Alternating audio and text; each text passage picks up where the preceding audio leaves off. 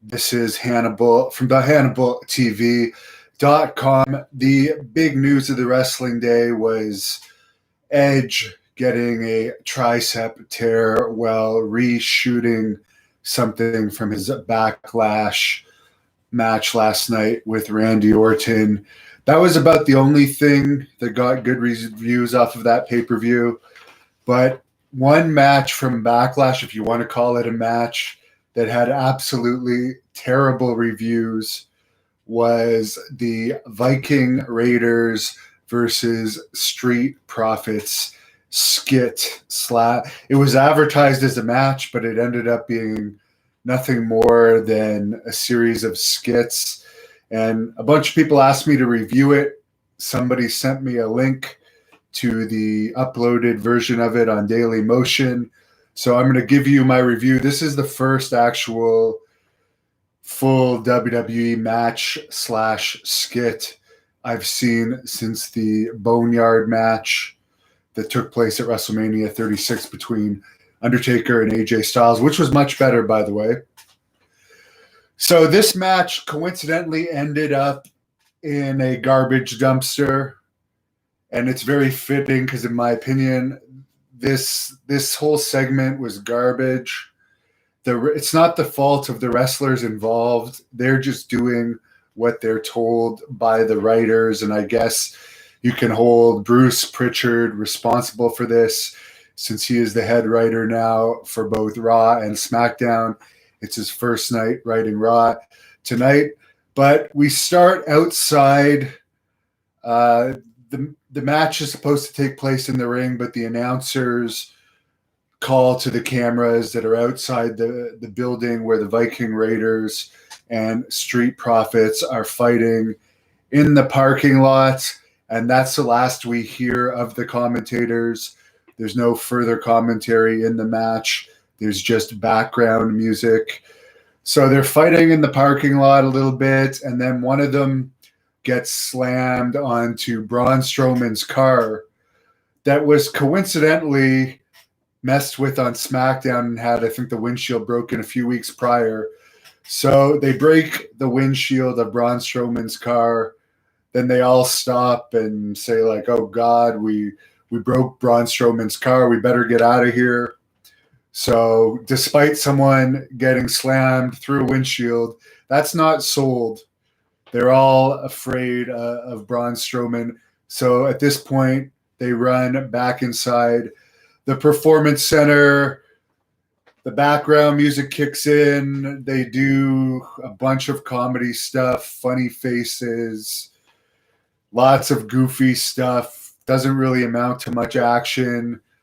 Then after staring at each other, making funny faces, they end up running into a tented area of the Performance Center, where the big thing that happens in this tented area is somebody gets a bowling ball thrown into their nuts, which leads to them going into another area where the big scene is somebody gets speared through a glass window. Magically, the guy that had the bowling ball thrown into his nuts is fine seconds later, and they're all talking about how they went too far throwing someone in the glass. They make more jokes that aren't funny. Then they go out into the parking lot, at which point, which, by the way, if you watched my Great North Wrestling cinematic match, Amber Nova versus a Ninja, which was better than this.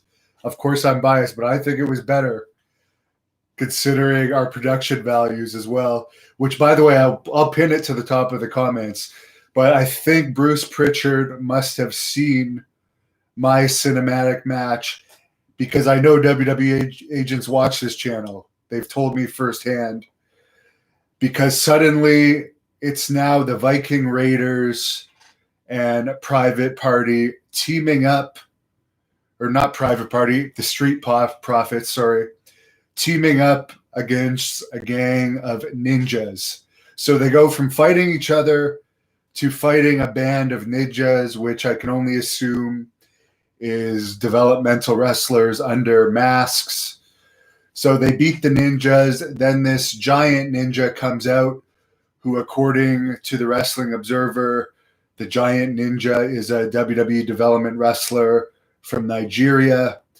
And when this giant ninja comes out, they all run away. They don't want to fight the giant ninja. So they climb to the top of a WWE truck. And that's the last we see of the giant ninja. They fight on this WWE truck until they all end up falling one way or another into a dumpster full of garbage bags. And this dumpster also contains apparently a giant squid tentacle. And the match ends when they all try to escape the dumpster because they're afraid of the squid tentacle. But we never actually see if they get out of the dumpster or not. The video just cuts off there. So they never actually had a match. Oh, at one point in the dumpster, before the squid appears, a WWE female referee appears at the top of the dumpster and hits on one of the Viking Raiders, at which point it makes absolutely no sense. It wasn't funny. One of the Street Profits, or whatever the team name is, makes a joke about the referee hitting on one of the Viking Raiders and saying, "You guys, your match is next. You need to get in the ring." But the match never goes to the ring, to my knowledge. It ends with this squid appearing and fading to black. So it was really bad, horribly bad. I don't get it. The WWE demographics, by the way, some people always make the excuse WWE is a kids show. Their lowest demographic from the age 0 to 17 is only 22% of their viewers. And I guarantee you shit like this is not going to get them more teenage viewers. Their highest demographic is 50 plus. So they're writing this kind of unfunny comedy stuff for 50 plus year olds. It's not funny. If it was funny, I would say it. It wasn't funny and it didn't make any sense, and there wasn't even an ending to it. The ending is a giant tentacle appears. So I'll read a couple of your comments, but there it is for the people that wanted to hear me review that match. Michael Allen Rubin said the giant ninja looks like a great athlete. Apparently, he was some type of NCAA athlete. Another one of these athletes that they sign with no wrestling experience that don't usually end up having much longevity. Giant Gonzalez looked like a great athlete too. Remember him? Vince McMahon or the writers have brain damage. I don't know what's wrong with them. Neo GX says it's tragic that wrestling has become this embarrassing. I don't have any hope for WWE. If Bruce Pritchard now has control over both Raw and SmackDowns, and this kind of stuff is what's coming out of his brain, I'll do what the fans want. I love you guys for watching me and supporting this channel, but I'm not going to go out of my way to watch too many of these. But I heard it was so bad that I had to watch it. So I watched it. That's my review. Follow us on Twitter and Instagram at the Hannibal TV. The Great North Wrestling Podcast link is in the description. And Rick Bassman has sent me various interviews with MMA fighters and some wrestler interviews that he's done recently with the likes of Jake the Snake to post on this channel to help promote his new Talking Tough podcast. So if you guys are wondering why over the next day or two I'm posting a bunch of Rick Bassman interviews, that's why. Have a great night, everyone.